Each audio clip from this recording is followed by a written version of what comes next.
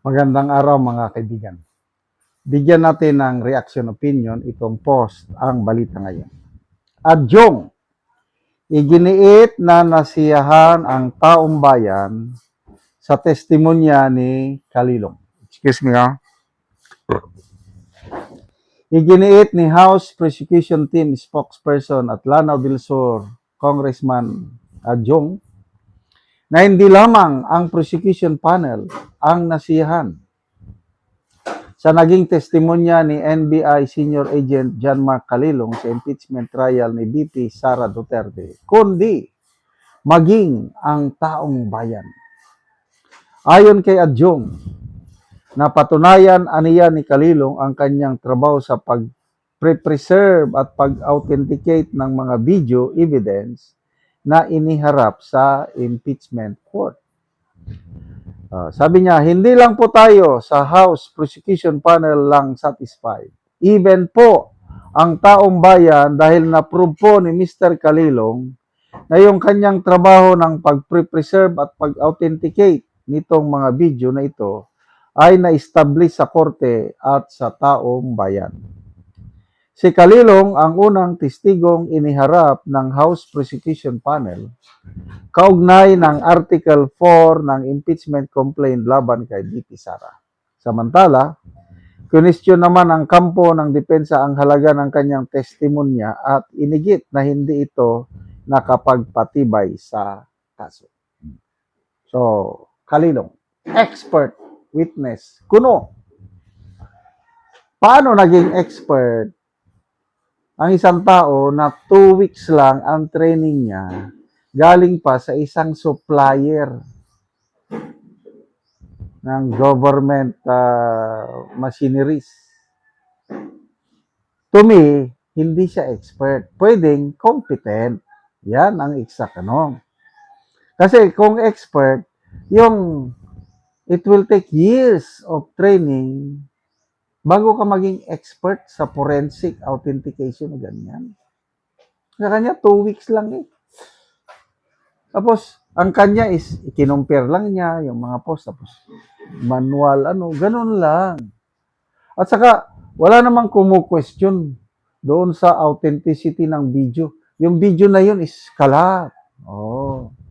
Hindi naman dinideny ng prosecution na hindi si VP Sara yun. Hindi. Lahat. Alam natin na the video existed. Napanood na ng karamihan. So, ano ang relevance ng kanyang testimony? To me is immaterial yung kanyang testimony. Sabi nga ni Attorney Roque, ang dapat daw na makapag-authenticate noon ay siya. Dahil siya yung nag-upload. Hindi si Calilong ang nag-upload. Ang makapag-authenticate noon ay yung mga media personalities, vlogger man yan o mainstream media, na kasama doon sa Zoom press conference. Sila yung direct. Si Calilong, wala. Kaya ako, una, he is not an expert witness at walang relevance sa kaso yung kanyang testimony. Kaya nga, maalala ko si Senator Judge sino ito?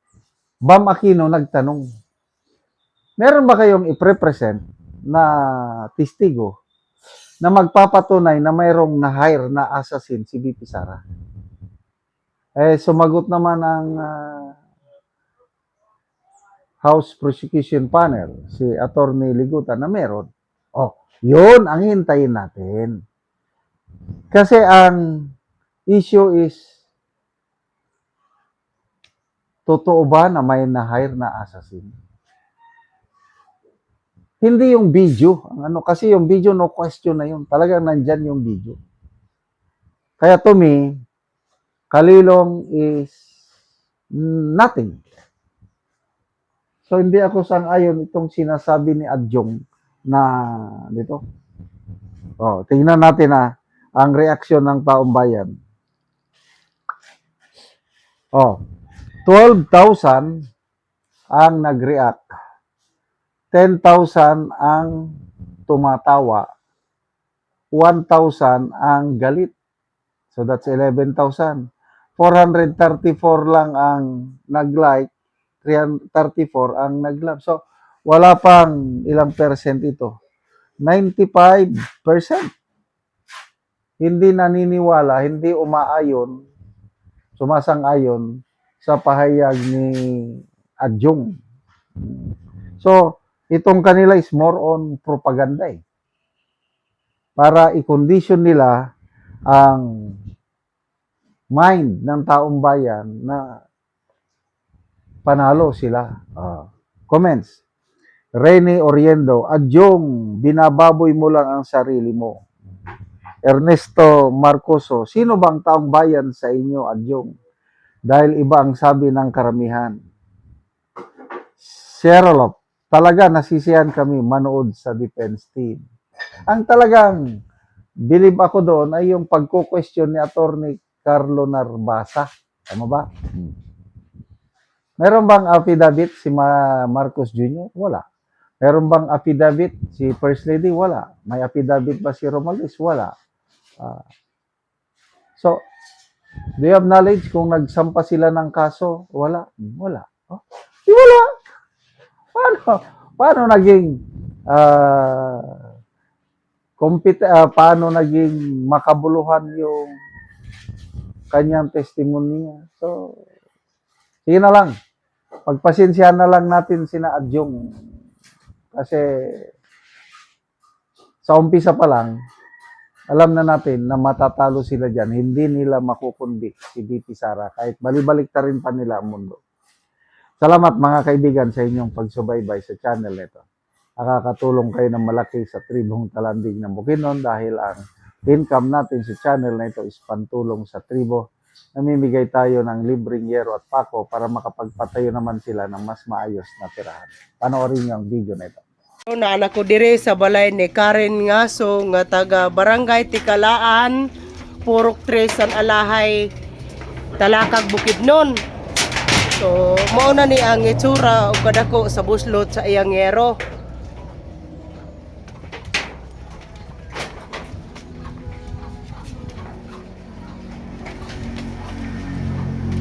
Dire dapit mo na ni ang gipang butangan lang gani og trapal.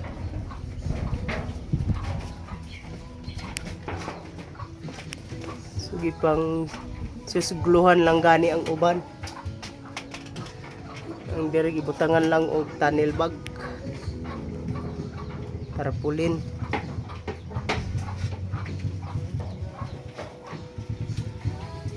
So mo na ni ang itsura sa ilang higdaanan. O mo na ni ang gitabang nga yero nga napulo kabuok nga digis kataas.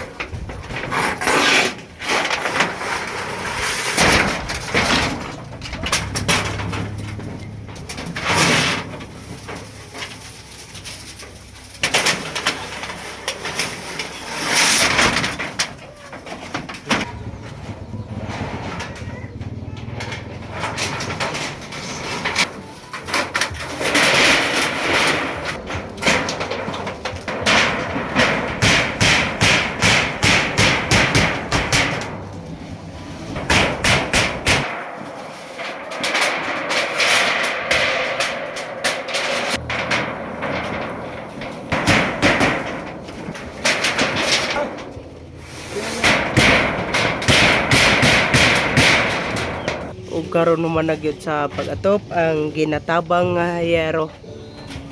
Pag-atop na sila. Karong adlaw karong tak na ako dako kay pasalamat sa Ginoo ug sa imo pod sir kung kinsa ka man tabangan pagid ka sa Ginoo daghan kay grasya kay 16 na katuig nga sinako karon gwapo na gid kaayo di na gid mo lusot among mata. Salamat gid kaayo. Salamat gid kaayo sa Ginoo ug sa nagtabang pod sa sir. Unta sa tanang panahon ang pagkamalipayos di pamilya nimo ug maayong panglawas kanunay naa diani. Ginaot unta nga mupadayon pag gid sa dagan pang katuigan padagan pa nga mga parehas namo nga naglisod na nga sig dagan-dagan kung mag-ulan nga dagan pang matabangan nimo. Salamat gid kaayo. Salamat po.